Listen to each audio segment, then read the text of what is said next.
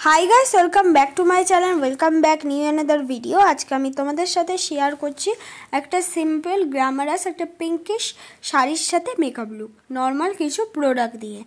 फार्स्टे आमी यूज करे निয়েছি डाबर गोलाबेरी रोज वाटार जेटा किना तोमरा 30 रुपिसের आंडारे अवेलेबल पेয়ে যাবে। एज आ टोनार हिसेबे यूज करछि, कोनो रकम साइड इफेक्ट नेই, इजिली भावे तोमरा যে কেউ যে কোনো স্কিন টাইপ হোক না কেন এই ডাবার গোলাবেরি রোজ ওয়াটারটা নিঃসন্দেহে ব্যবহার করতে পারো।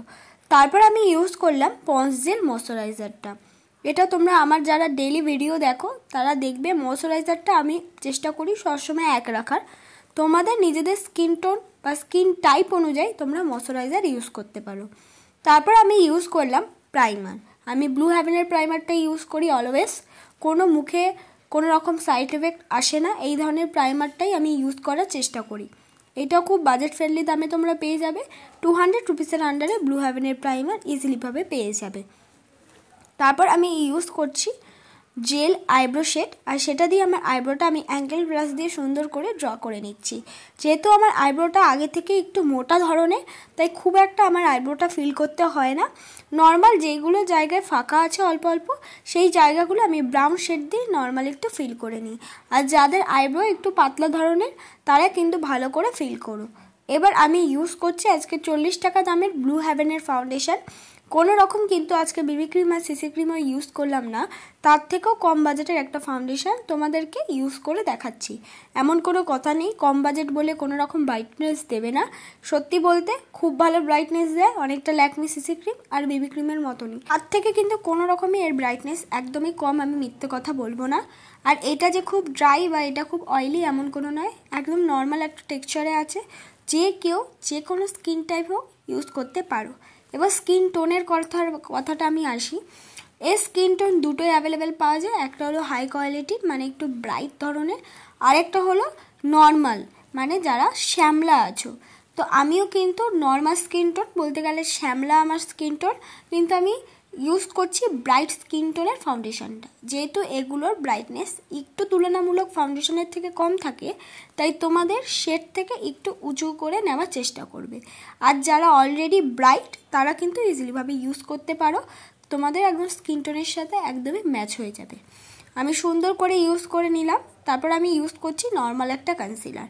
এই যে নর্মাল কনসিলারটা এটাও স্কিন টোন অনেক ধরনের অ্যাভেলেবেল পেয়ে যাবে।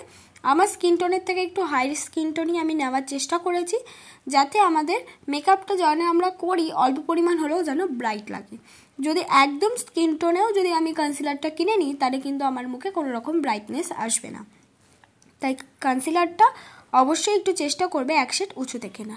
এবার মেকআপটাকে সেট করে নেব। মেকআপটাকে সেট করার জন্য আমি ইউজ করছি ল্যাকমি ফেস পাউডার। এবার এমন কোনো কথা নেই যে মেকআপটাকে সেট করার জন্য আমাকে ল্যাকমি ফেস পাউডারই ইউজ করতে হবে। তোমরা যে কোনো বাজেটে নর্মাল হোয়াইট টোন বা পন্স পাউডার দিয়েও কিন্তু মেকআপটাকে সেট করে নিতে পারো ইজিলিভাবে। এবার আমি ব্লাশ ইউজ করছি।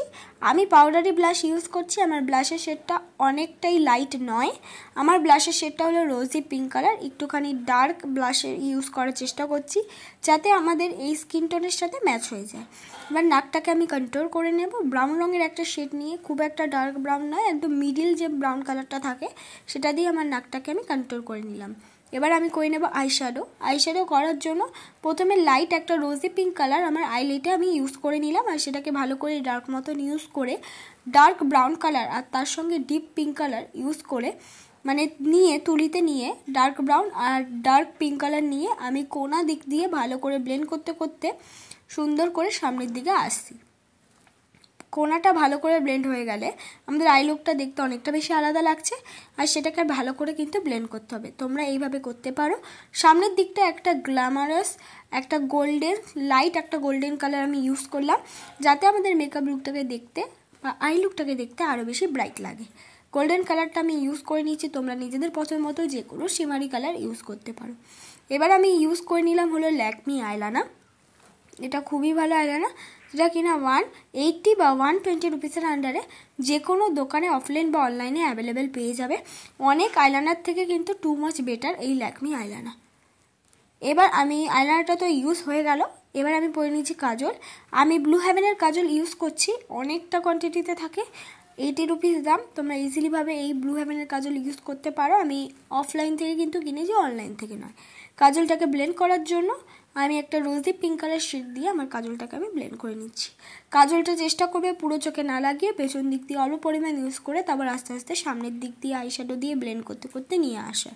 এবার আমি ইউজ করছি স্কাই হাইয়ের মাস্কারা, যেটা কিনা 150 রুপিসের আন্ডারে অ্যাভেলেবেল পাওয়া যায়।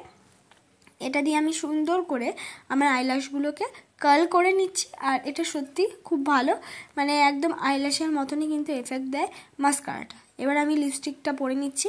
আমি লিপস্টিকটা পরেছি একটু নিউড শেড, ঠিক নয়, একটু পিঙ্কিশ শেড একটা লিপস্টিক পরেছি। এটাই আমার ফাইনাল লুক বন্ধুরা, খুব সিম্পলের মধ্যে, কোনো রকম হাইলাইটার ইউজ নেই আজকের মেকআপে। একদম সিম্পল একটা মেকআপ লুক, দেখতে যথেষ্ট বেশি সুন্দর লাগছিল সামনে থেকে। ভালো লাগলে লাইক করে দিও।